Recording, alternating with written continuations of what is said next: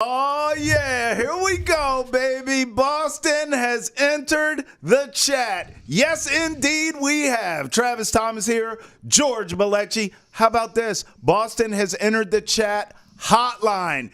Get involved. Get in here with us. 617-790-0928. Call us. Leave us a voice message. We will play it on the show. You know the show is interactive. Send us all your messages. Bring it on, baby. We have so much to talk about, GB, with these Bruins. You know where we're starting in this show. Bruins recap of Game 1. Of course, we'll preview Game 2 as well. We'll have more from the Tom Brady roast. We can't get enough. It's a gift that keeps on giving. Plus, we'll get you fired up for the C's Game 1 tonight. We'll look at the stars in sports and their drip from the Met Gala. We got all the business, GB. Lewis Hamilton brought the heat at the Met Gala. That's my boy. But more importantly, Bruins bringing the heat last night. 5-1 win. The Panthers, who I said all first round long. Yes, you did. This is the boogeyman for the Bruins. Yes. They looked me in the face and said, like, hell they ain't. They played loose. They played confident. They played focused. They had a swagger to them. And that's what I loved about them today. We're going to get all into that. And real quick, Jeremy Swayman, 38 saves. Crazy. His best performance of the playoffs so far. And this is coming off a guy that was historically good in the first round. And Swayman keeps doing it. Running back Game 2. But let's get into this. He's got the hot hand. I want to start there with get this off of my chest because when this game started, the first thing I noticed, first 15, 20 seconds, the speed of the Panthers shocked me. Yeah. I said, okay, I don't know if this team is just a cut above speed-wise in terms of the Toronto Maple Leafs, or is it because they've had so much off time, they've kind of been chilling and they're fresh legs, or what? I don't know what it was, but I noticed the speed of the Panthers right away. And what's funny is the Bruins matched it and then dominated. 5 unanswered goals on this Panthers team to close this game out and to win 5-1 in Game 1. And I got to give props to the Bruins here for a few reasons. Number one, we saw against the Maple Leafs, they played a low and slow defensive style. We would think advantage Bruins. It was. They win the series. But then Game 1 against the Panthers, I mean, it is up and down track meet city. And they score 5 goals. I mean, unbelievable. Kudos to the Bruins for winning stylistically in multiple ways here in the playoffs. So let's get into it. Game 1. I mean, listen, give me some things that jumped out to you from Game 1 before we get into breaking down Game 2. You have to start every conversation with Jeremy Swayman. Yes. Stood out to everyone, and we see what he did. We saw what he did in the first round. But to come back around, 38 saves, and this is against a team that, think about the one goal they were able to score on the night off a horrendous turnover by Charlie McAvoy in the Bruins defensive zone. Not much that Swayman can do at that point with Matthew Tkachuk one-on-one with him. Hell of a snipe by Tkachuk. Hell of a play by the Panthers' best player. But from that point on, and really before then too, Nails coming out early in the game, making miraculous saves. The pressure being put on him by the Panthers, you know what they're going to do with the puck carriers. Put the pressure on them, cause havoc every part of the ice. And Jeremy Swayman had to stand on his head time and time again. And even after, with the Bruins, with a 2-1 lead, with a 3-1 lead in the third period, a lot of scrambles around the ice, around the crease right in front of them, because that's how the Panthers want to play. They came out and played their game, but Jeremy Swayman continues to be the best player in the NHL Stanley Cup playoffs so far this year. He is their MVP, obviously, from the first round. He continues to be their best player and MVP in Game 1. So I have to start there with the Jeremy Swayman praise, which, you know, right now I'm like number 1 in the fan club. Yeah. And what was I? After Game 2, I was Mr. Rotation with this, but you keep riding Sway the level he's on. Yeah. But I mentioned it when we opened up the pod. I have to talk about how this team was loose, how they looked focused, but really is how at ease. You know they're the underdogs in this series because what plays in their favor is what happened last year. This is the team that blew the 3-1 lead against. What did they do this year? Didn't let that happen again, but they walked into the Panthers building. The Panthers, the better team, by metrics on the ice, rested. By eye test on the ice, rested. Their goalie situation figured out, a tough team. And look, a great coach in Paul Maurice. Brandon Carlo didn't get to the arena until 6:05 p.m. That's less than 2 hours before puck drop. Just had a kid, walks in, all hugs, excitement. All right, Carlo's here. We got the boys in. Congrats to him. Congrats to Brandon Carlo scoring a goal tonight, too. That's a huge day for him. You see Brad Marchand smiles, hugs in the locker room. Jeremy Swayman, you pointed it out. Yep. After some scrambles, after turning down a one-on-one breakaway, smiling, laughing on the ice too. Yep. Just how locked in he is. Loose. This team's very loose right They now. are loose. Credit to Jim Montgomery. You come off the highest of highs with the David Pastrnak Game 7 game-winning goal, and you're kind of worried. All right, you're going to play 2 days later. Not even just 1 day rest, right? 48 hours later. What will you look like?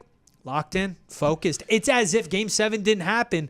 They are honed in on their next opponent, the Panthers. I mean, listen, to your point, early in the game, we saw those first couple goals that both teams traded.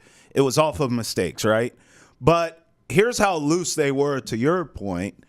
I mean, well, first of all, let's acknowledge that for a second. This game was an anomaly in terms of both made mistakes early, turning the puck over, and it led to goals, 1-1 tie. Yeah. That's going to be the microcosm of the rest of the series. Yeah. We know damn well, as the series goes on, the margin for error is so thin with these two teams, whoever makes the mistakes will be at the disadvantage. Mm-hmm. But in this game in particular, going back to what you're saying about how loose they are, so both teams make a mistake, we have a 1-1 tie.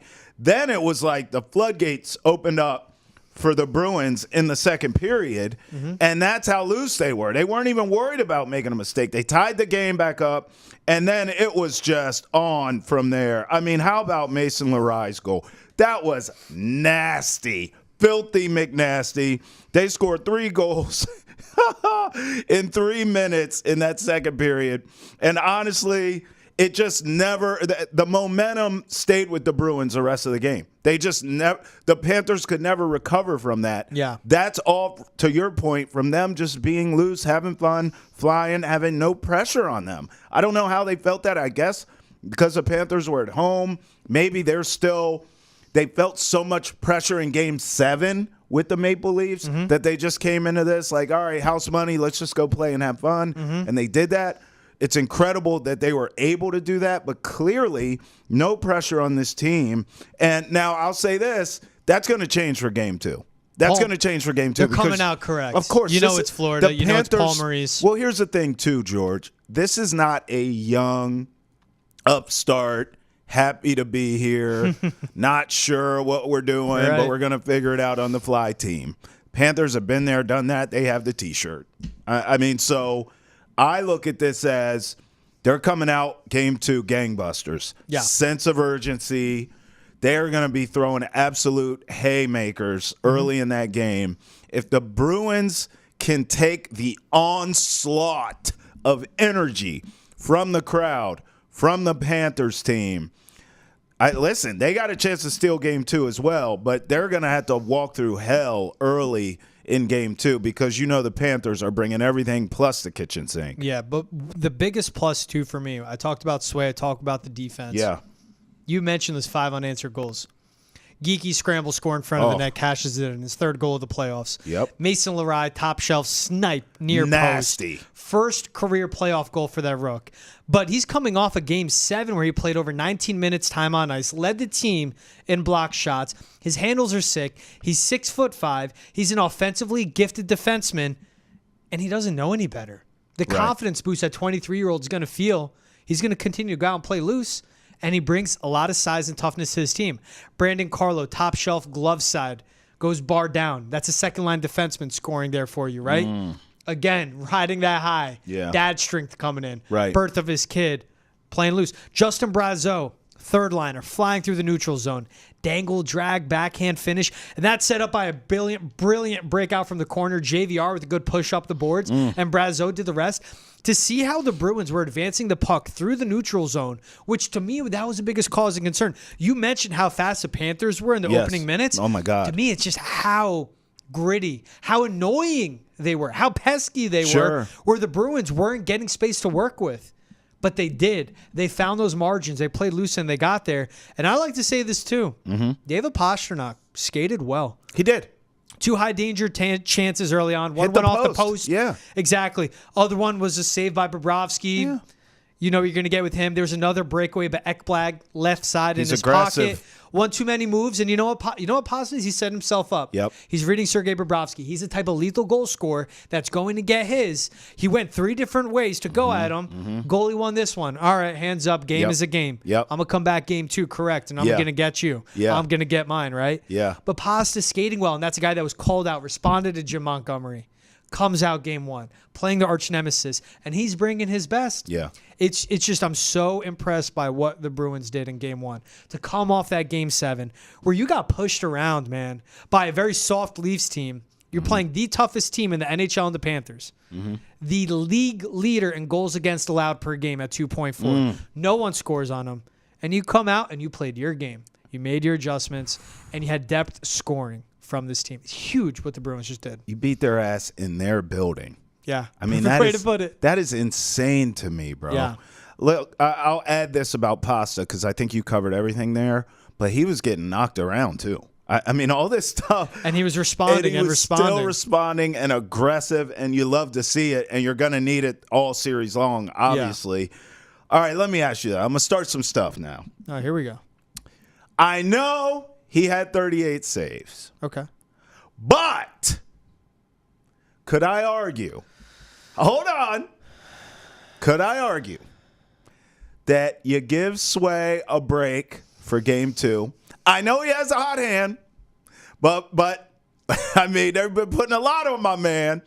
You give him a break for game 2. You go on Mark, who hasn't played in a minute. Yeah.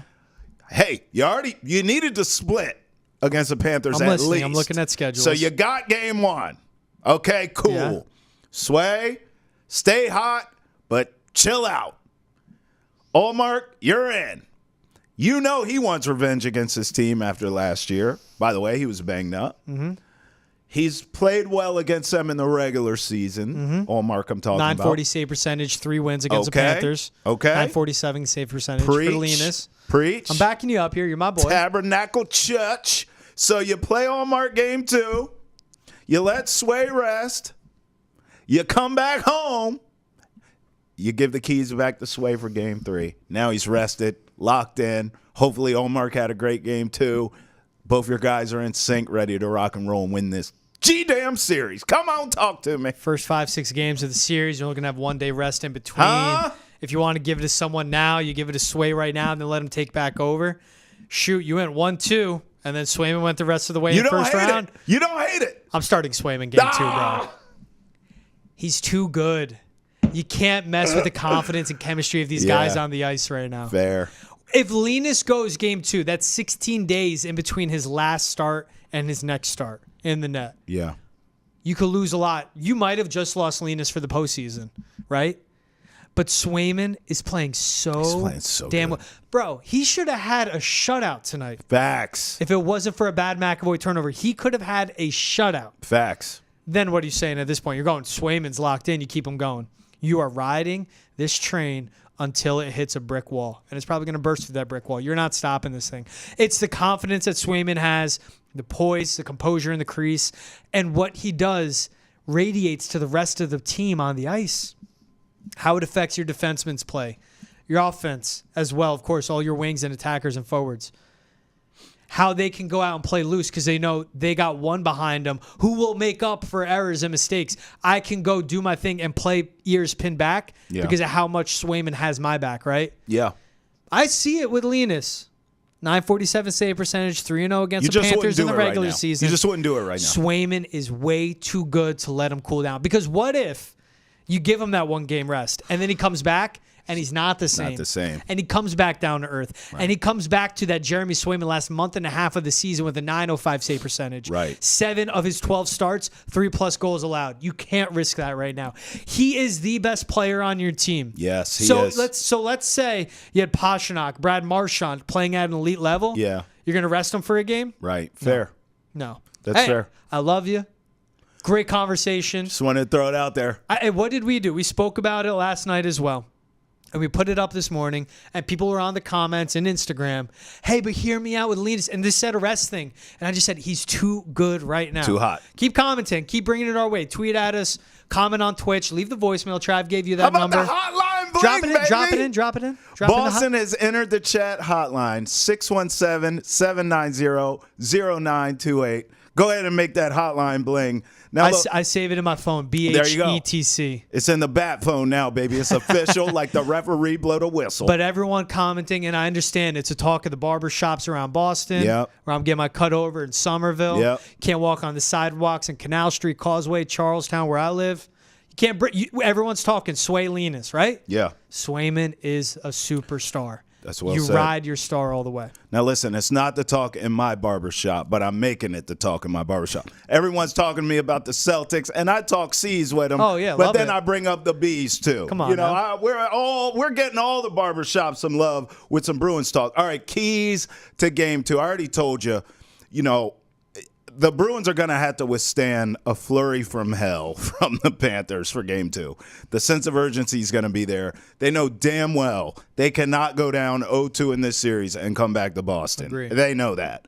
So they're going to come out. That building's going to be insane. The players are going to be flying around, ready to go. Again, this is not some young team that doesn't know what they're doing. They are vets, been there, done that. They know what's at stake here. So you're going to get the best of the Panthers all game long, but especially in that first period. So one of the keys to the Bruins possibly stealing game 2 here is withstanding the early flurry. I also think David Pastrnak must stay aggressive.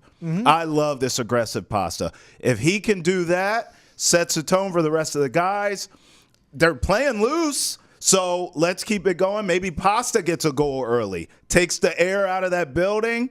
Woo, now you're cooking with peanut oil there. So we'll see what happens, but withstand the early flurry from the Panthers.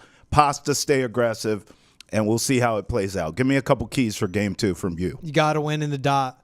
Panthers are plus 13 face-off wins, 44-31 over the Bruins in this one. It starts there. It's about possession of the puck, especially against a team as ruthless as the Panthers, because we saw what they did. Win the face-off dot, send that puck down the ice. Right. Forecheck comes in. It was like a wave just hitting the sand, constant. That's what the Panthers bring to this one. It's also with the Bruins. Have to play smart hockey. How many too many on the ice penalties are they going to have this postseason? Too many. That's what they're working with. Sure. You can't give the Panthers a skater advantage, again, because their physicality just becomes that much more of an advantage if they have the man advantage on the ice. And also on that, too, be smart. One goal came off a giveaway by your best defenseman. Got to stop with that. 13 giveaways from the Bruins in this Game 1 win. You have to play smart, sound hockey. Because the Panthers, as you said, are going to come out hair on fire, physical. Paul Maurice, they're confident against this group. Of course they are. They've been able to ride solid goaltending throughout the regular season. To what they finished with 110 points in the standings, right? Bruins 109 points, right? They found plenty of regular season success. Paul Maurice is a great coach. They have the pedigrees. They got the Kachucks, the Tarasenkos. Yeah. They got the Ekblads. They got the size. They're going to come out so good. It's going to be a lot tighter in Game 2. It's going to be a 2-1 final in Game 2. Oh, It's going to be a low-scoring game. Well, the Bruins are proving they can win in any style you want to run with. And let me point it out quick. 5-1. Jake DeBrusk. Good you got that empty netter. It's an empty netter. No, I'm saying this is a 4-1 game. What do you say to the empty netter? They pulled Bobrovsky with like 5 minutes to play, though. And again, to bring it back on, what the Bruins did well, at one point there was a 6-minute stop. And stop. I didn't even ask you anything about that. At one point, there was like a 6-7 minute run in the third period where the Bruins held the Panthers without a shot. Right. Keep bringing that. But I'm just saying, bro, this is a can't help 4-1 yourself. game. It's empty netter. Here's something I will say. I'll give us credit for. We both felt that you can't go into this series with the whole revenge thing. Now we owned, because this is our job. Oh, we're bringing all that drama to your mama. We're talking revenge. We're talking all this smack. What did I tell you? Don't take that from me. And the fans, we should be talking that. Yeah. But we also acknowledge the players can't think that way because this is a completely different team than last year. Yeah. And look, the way they're playing, and we talked about the looseness and the having fun, they're not thinking about no damn. Look, if it was revenge-based, everyone shows up stoic. It's super serious. It's probably lower scoring, more fights, hard hitting. They came out there. They really beat the Panthers at their own game, I think. So, and they're having fun, flying around, and they stole one game in Florida, which is what you needed to do. You can't make the moment bigger than what it is. That's right. Right? It's hockey. You're going to play them in hockey. This is a team you beat 4 times this regular season. Right. If you come in, vengeance tour, pissed off because it beat you last year, whatever motivation you need, but end of the day, break it down to this team isn't that good. That's right. I'm sorry, they're really good. But it's hockey. Yeah. It's hockey. Yeah. They got 5 skaters on the ice. You got 5 skaters on the ice. Right. Don't make the moment bigger, and don't play afraid. And that's what the Bruins at times did with the Leafs. Played afraid. Don't play afraid against the Panthers. You got nothing to lose. No one expected you. Everyone expected you to blow it in Game 7 outside of Boston, right? Yeah. No one's expecting you to beat the Panthers. Yeah, I wasn't. Panthers are a better team than they were last year. The Bruins, you could say, took a step back. Sure. Obviously, because it was historic. But I'm saying the Patrice Bergerons, the David Krejci is gone. Matty Patra banged up. Mason Lerai playing significant minutes. That kid's a rookie. Yeah. One team took a step up. Everyone will say another team took a step back. All right, you got nothing to lose. You're not supposed to be here. This feels like 7, doesn't it? And it felt like 5 or 6 before it started. But the way Sway is playing. Yep. The way Pasta was dangerous tonight. Feels like 7. 7. And now you're getting that depth scoring. But the top line guys have to. We need Charlie McAvoy to play better. Sure. Same thing. I don't care what you did. Hampus Lindholm, you got to play better. Yeah. You got to do it for a whole series. You can't be in moments. Right. Brad Marchand, Jake DeBrusk, got to play better. All right, let's end it here. We'll kind of go league-wide here because I look, one round is now in the books. So reflecting, we know there's a ton more hockey left to be played. So don't get me wrong here. But looking back on round 1, if we had to give a Conn Smythe right now, who's your MVP of round 1? Could you say Jeremy Swayman? Because look, outside of Swayman, I'll say this, out west, Leon Draisaitl's ridiculous. He had 5 goals in 5 games against the Kings, no problem. Right. I mean, no sweat off the brow there. And we know defenses must key in on Connor McDavid. We get it. Yeah. Draisaitl's eating because of it. He has all year. Yeah. It's hard to deny his numbers. But I think Jeremy Swayman, I mean, you could make a real case that he's the MVP after round 1, couldn't you? Draisaitl, what he's doing is amazing. What are the LA Kings? Just chocolate milk. They go down easy, right? Right. What Jeremy Swayman did against his second best offense in the NHL. Shut him down. Austin Matthews, no Austin Matthews the last 2 games. Didn't matter. I don't care. Even when he played. Exactly. 950 save percentage, what he was finishing with, how well he was playing. He carried that team, man. He did, man. He's carrying this team right now. Yep. No doubt about it. Jeremy Swayman is my first-round MVP. No doubt about it. Hey, no doubt about this either. What are you, Irish? You like that? For the latest on the Patriots, check out Foxborough Rush. I got a funny story for that. Full episodes on YouTube, Facebook, and wherever you get your podcast. Real quick, so I was UFC 194. My boys and I went to Vegas for a Conor McDavid fight. Yeah. One on a knockout. We're out in the streets in Vegas on the strip. Just it's a party like Bedlam. on no other. Just bedlam perfect. Irishmen everywhere. Just Conor McDavid chants, whatever.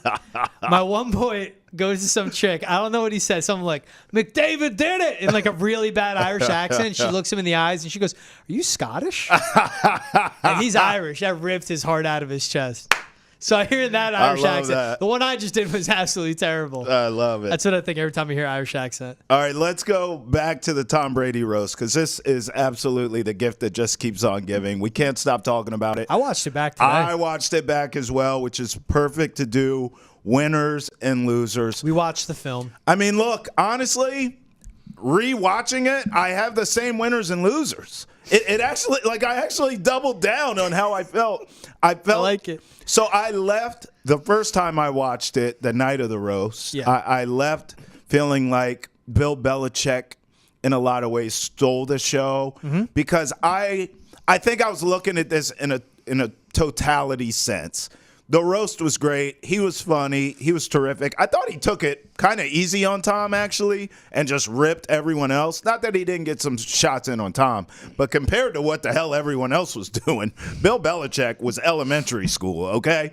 But, rewatching it, I love the human aspect now of Belichick at the roast, Pat McAfee doing all the things he's doing.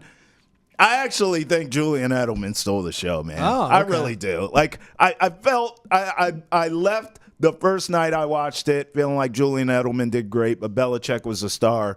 Now I'm flip-flopping. Belichick was great. Edelman stole the show. I mean, the Foxborough High football coach at Bill. That shot was fantastic. The only job you could get. It was fantastic, bro. Watching it back, like I was more impressed with Julian Edelman. So those are my winners. Bill and Jules. I'm just flip-flopping who stole the night. I'm going Jules here. You said the key word with Bill Belichick. Human. Yeah. Smiling. Taking Laughing. jokes. You see him standing up and applauding. Like the appreciation for what Peyton Manning did. What the jokes were that were coming his way. And he was laughing at himself. Right. Because time and time. Drew Bledsoe coming out and saying, at least when I got fired, someone else wanted me. Drew Bledsoe came out hammering. He was great. I have Bill Belichick as a winner.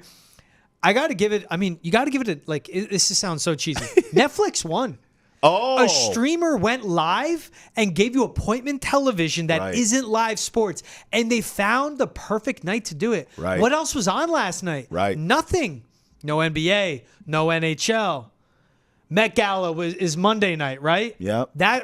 Monday night. Like they knew what they were doing when they laid this whole thing out. Right. Found that perfect window, and it was sports centered. Smart. They brought this cast on. But seriously, Kevin Hart, man, the way he hosted that. Killed it. He's just a great host. He is. He took the Right? jokes the right way. Yeah. Sitting next to Gronk is even funny. That had to be on purpose because Kevin Hart looks like a legitimate child next to Gronk. This is coming from a guy that's 5'6". So, like I said, you could roast me any day, bro. I'll take it. But the joke, let me tell you, you got a chance to go 8 and 9, and all it costs you is your wife and kids. You've got to do what you've got to do. Making the joke of Tom, how did you not realize Giselle was cheating on you with the Kung Fu instructor? Oh. 8 classes a day, and she still had a white belt? Like, oh my God. So he won, and then also Nikki Glazer. Yeah, she was great. Glazer crushed it. Delivery was there, and she's a comedian. I get it. Yeah. But the Tom also lost $30 million in crypto. Tom, how do you fall for that? Even Gronk was like, me no know that real money. Going at Gronk, so I do that. And then you and me spoke about it. I think Sam J, the comedian from Dorchester. Yeah. That was her first cool. ever roast. That was really cool. She crushed it, and she compared Drew Bledsoe's Super Bowl ring to her strap-on because she's lesbian and said, just because you wear it doesn't mean it's real. Wild. That's wild. And it's why Netflix won. I didn't know you could do jokes like that. Right. Making jokes politically about Tom Brady, Yep. Gay jokes, black jokes, Yep. white jokes, Boston jokes. Right. Too black for Boston. We know why you moved. Sam J coming with that. Right. To me, it did cross the line. Tom Brady going with the 9/11 joke, but comedy's comedy. Gee. Bro, like they went there. Yeah. Like there was dark humor. Yep. Tony Hinchcliffe, what he came out and Which did. is right up your alley. It dark. is. They had you at dark humor. Aaron Hernandez jokes. Aaron Hernandez like jokes. no one was safe. Those were flowing, bro. So it was just like, it was awesome. 3 hours, way too long. Oh. But it was great. All right, my losers, Kim K. I listen, I've watched Booed off the stage. I've watched it twice now. I still don't know why she was there. I mean, hence the booze. You don't need her. What are we doing? You have the most popular athlete, one of the most popular athletes in the world. I'm not going to say he's like Messi, Ronaldo, but like American athletes. You don't need Kim Kardashian. Yeah, you don't need her. And look, Tom She was wasn't great. funny. Tom was great taking his shot, saying, Kanye's at home watching the kids. She's worried. That was great. a good joke, man. So you can't get that joke off if she's not there. But other than that, congrats. You were able to get that joke off because why else is she here? She was worthless. I thought her entire being there and all of her speaking parts were dumb. Ben Affleck seemed miserable and not funny at all. Now, for some reason, he always looks miserable. Maybe because it wasn't memorable to me, I didn't really remember him even much from the original time I watched. When I rewatched, I was like, oh, this is terrible. He was just ranting, yelling at fans. He was ranting. He seemed miserable, and it slowed it. Look, you just said it was 3 hours, right? Yep. He slowed the damn party down. Took the air out of the building. It's like when someone gets on the aux and plays the wrong songs. Like everyone's dancing, and then someone gets on there and starts playing slow jams, or we're having a dance party. I'm thinking karaoke. Someone gets on and they play Radiohead, and it's like, what are we doing here? Well, are we depressed now? What's going on? That was Ben Affleck for me. Loser. Dude, how can you be so miserable? You're dating J-Lo. Like, cheer up. Right. It should have been Matt Damon there instead of Ben Affleck, in my opinion. But that's because me and Matt Damon are boys. We go way back. Oh, I didn't know that. I said Burt Kreischer and Tom Segura are losers for the same reason. They were both up there. Like, slowed it down? They're good, I guess, telling stories. They're not good, stand-up comedians. Yeah, and they just took the air out of the building. Yeah. They're like an anchor on a boat brought to a screeching halt. I would say Danny Amendola, because Belichick didn't go at his players for their play, not even Drew. Right. But he came out, Amendola brought up 2014, 200 yards in 16 games. 2016, 243 yards in 14 games. For Randy Moss, that's a decent half. But Belichick went out there because remember Danny Amendola in the 10-part doc Took shots. went at him and at him and at him. So you can tell Belichick hates him. Here's my biggest loser of the night, and I love it. I'm a mean person, man. But Robert Kraft is the biggest loser of the night to me. A, he wasn't up there on stage sitting with him, and you know that ate away at him. I'm cool enough. I'm 97 years old, but I text Meek Mill, and Lamar Jackson wants to play here. God. And I wear Air Force Ones, right? And just he goes up there. Belichick doesn't want anything to do with him, hates him. Belichick crapped on his 10-part doc. Sure did. Kevin Hart gets him up there, and Robert Kraft says, "This is the greatest coach in the history of the game." And then he goes, "Having Tom Brady and him was the greatest honor." Shut up. Get off the stage, old man. Go to bed. You know it's past your bedtime, old man. And like he took the shot. Belichick, I don't think he even took it. And he was just like looking around like, get me out of here. Kevin Hart tried forcing it. I'm just like, dude, Robert Kraft, you're a billionaire. You won a bunch of Super Bowls. You're going to be in the Hall of Fame. Just like, you just be old on your own. Just go be old on your own. I'm mean. I'm Jeez. sorry. It's just like, I'm watching that. And I'm just like, again, rolling my eyes like, all right, enough already, man. Enough. Well, hey, look, in addition to Boston has entered the chat hotline, 617-790-0928, where we want you to leave us voicemails. We also tell you all show long, tweet at us. Boston has entered the chat, is interactive. We need to hear from you. You are our co-host. And the tweets were, of course, flying in all roast long. Let's get at some of these, George. Hey, look, it was a joke, not an admission. He was saying that he would accept $20 million to say anything. So that was in regards to Brady. Making the Deflategate joke. Yeah, he was like, you guys spent $20 million on lawyers? Just give me $20 million. I would have accepted it. Bro, I saw so many outlets running with Brady admits to Deflategate. You guys are morons. He did it. And I believe it. And this is why Tom Brady did Deflategate. We want to open this up. When you make millions,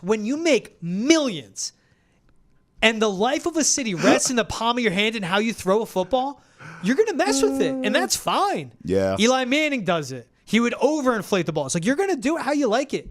They beat the out of the Colts, and that football's had nothing to do with it. They beat the hell out of the Ravens, and the football's had nothing to do with it. They're their better team, so that's my... I mean, they went on to win Super Bowls after I'm opening the wound you know. on Deflategate all these years later. Like, Tom Brady did it, but there was no... you couldn't find proof. Yeah. It was NFL wanting to... make a lesson out of him. He destroyed the proof. That's why he couldn't find it. More tweets were rolling. Smash that cell phone. The proof was gone. He smashed his cell phone. He did it. You know how they say the proof's in the pudding? Not this time. Not hard to tell. Bill was less than enthusiastic about doing a shot. Kenny, my boy. Ken Pease. Yep. Love you. Thank you. That's it. Nothing more to say. I love you, Ken.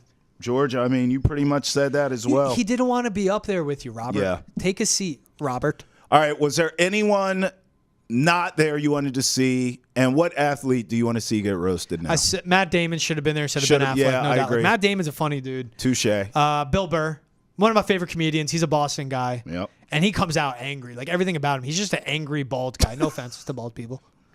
None taken. Wes Welker. And I mean, like, Wes Welker, Kentucky Derby Wes Welker, like tripping acid. Wasted. Yeah. Absolutely annihilated. But Welker hates Belichick, so Right. that would have been a good one. I mean, good. So I was just thinking, I'm picturing Welker goes in there just absolutely taken away. And I think he'd been great roasted. I'm shocked that you didn't say the main person. It's Giselle, man. It's all you, bro. That's all It's you. Giselle. Credit where credit's due. Listen, I believe in love, okay? You can make fun of my bald head all you want, but this bald head sees the future. And I believe Giselle and Tom get back together. And I was hoping the roast was the place where it happened. How great would it have been for her to walk out at the end, before Tom talked, confess her love, say, I want you back, and then take shots at all the people that were taking shots at her all show long. I mean, that would have been fantastic. I didn't get it, but that's what I wanted. Now, as far as an athlete who is yet to be roasted, Dennis Rodman. I mean, now he has roasted. Bro, He's told jokes at roast. but he has not sat there and been the recipient. I'd feel so bad for him. Can you imagine the stories that we can get from Dennis Rodman and all his wackiness and craziness? I need that roast. I'd watch 3 hours of that gladly, because you know the content. Oh, you would need more than 3 hours for all those stories. I'm thinking just like you, but give me Michael Jordan. Because Okay. how pissed off he would get. He would get pissed. His ending monologue. Remember his Hall of Fame speech? Oh, So imagine people talking ish to his face for 3 hours. and then he's And again, the just- stories you'd hear about that. Yeah. But if not MJ for me, give me Aaron Rodgers. Yeah. Especially what he's been doing as of late. Oh, my God. I mean, that guy would just get absolutely buried. Yep. And he'd either go up there and give it good, Yep. or he'd be defenseless and just filibuster and lie to everyone's face. But I think Aaron Rodgers would be absolutely tremendous there. All right, so listen, I want to make fun of some Met Gala outfits, but before we get there, we must preview the Celtics. Game 1 against the Cavs. You know, look, I think you and I feel the same way. You know, obviously, Kristaps Porzingis being out is a big loss. But for now, taking on the Cavaliers, you should be in good shape here against this team. The Cavs have played them tough all year, but in the end, you know, the Celtics should outclass the Cavaliers. They are Easily. a better team, top to bottom, even without Kristaps Porzingis. I'm going to go Celtics in 6. Oh. I think game 1 is closer than all of us want it to be. I think the series is closer than all of us want it to be. My thought process is this.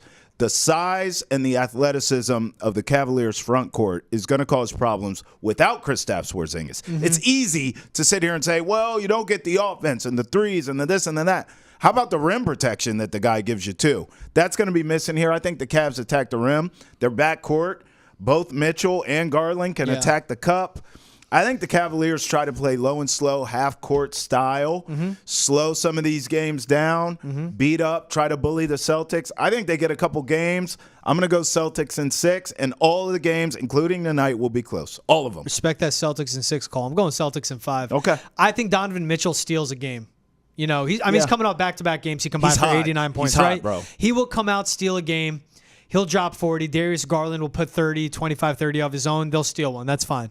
Maybe the first game in Cleveland, right? I think it's Celtics in 5. Jared Allen missed 3 games. He didn't play game 7. That's a huge red flag to me. Sure. Cavs had to come back from down 18 to beat the Magic. Like, that was anything but a tight series. You need Jared Allen. He's not playing game 7. That injury is worse than we're believing. I know your glass half full with him. Look, Donovan Mitchell, Darius Garland, 3-level scores. They could combine for 60 on every night, but I think the Celtics go with the pick and your poison. Donovan can beat us. Garland won't. Rest of the guys won't eat. Sure. And without Jared Allen, with his length, especially that front court defense, they're a smaller team.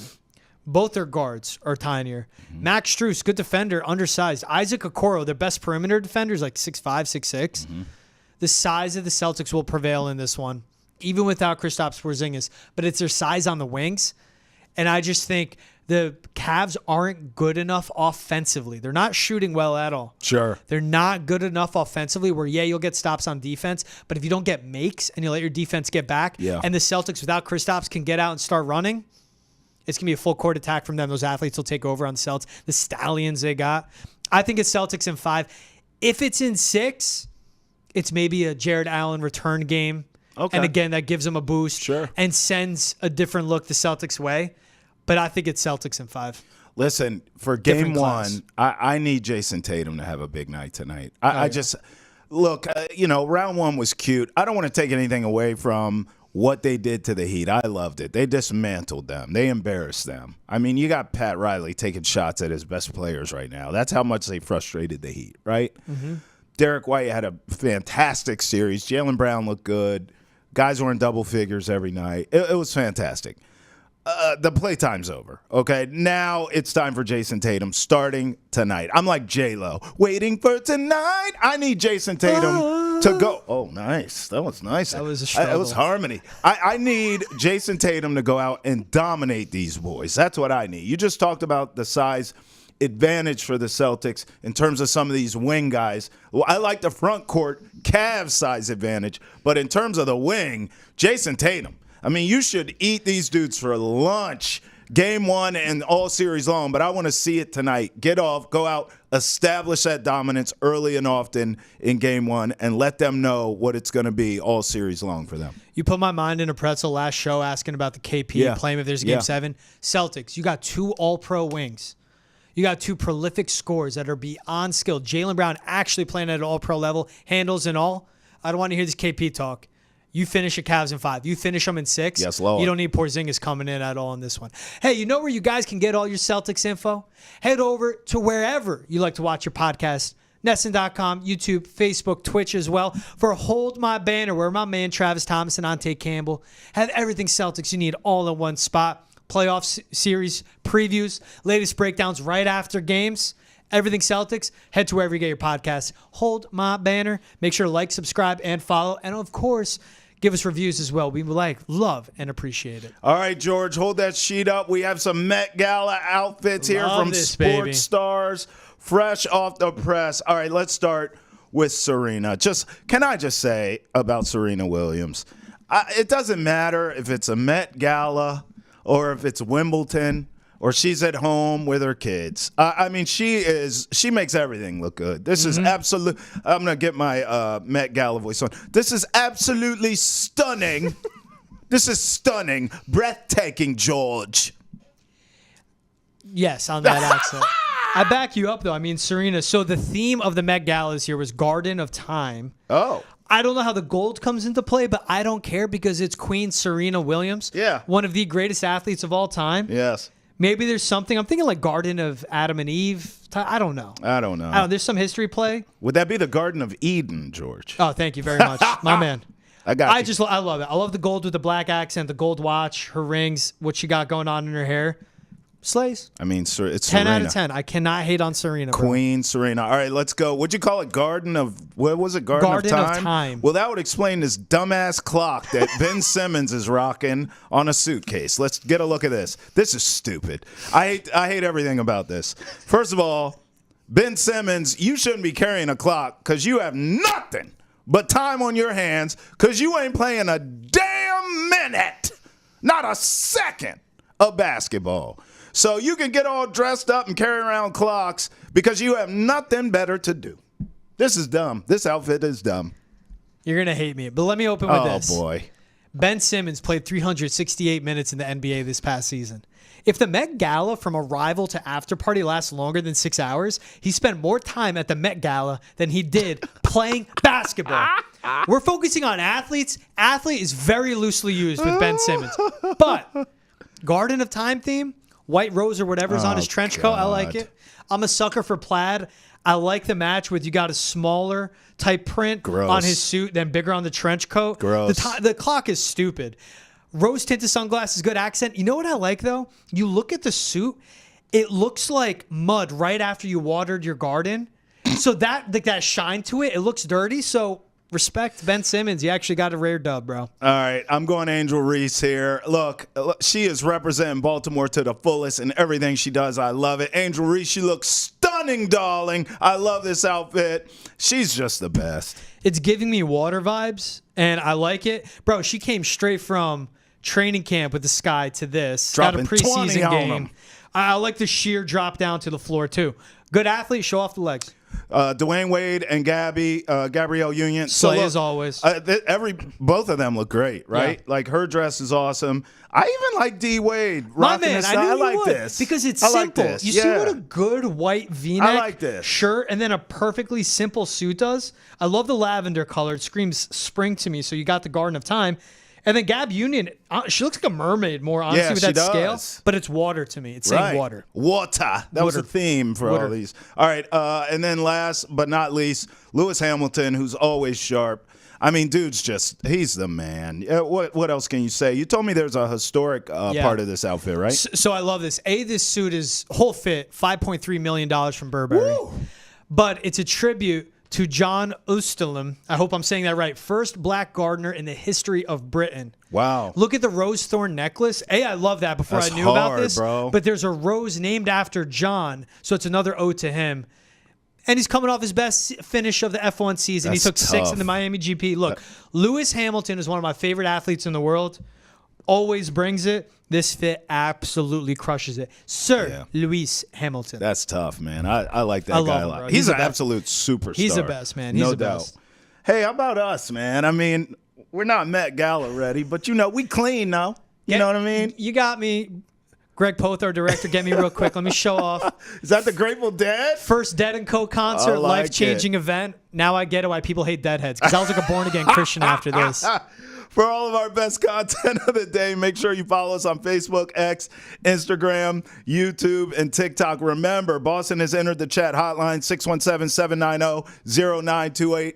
Tweet us, send us messages, do it all. We want to talk to you. Travis Thomas, George Balejki, Boston has entered the chat. Until we enter it again, till next time. Peace out. Later.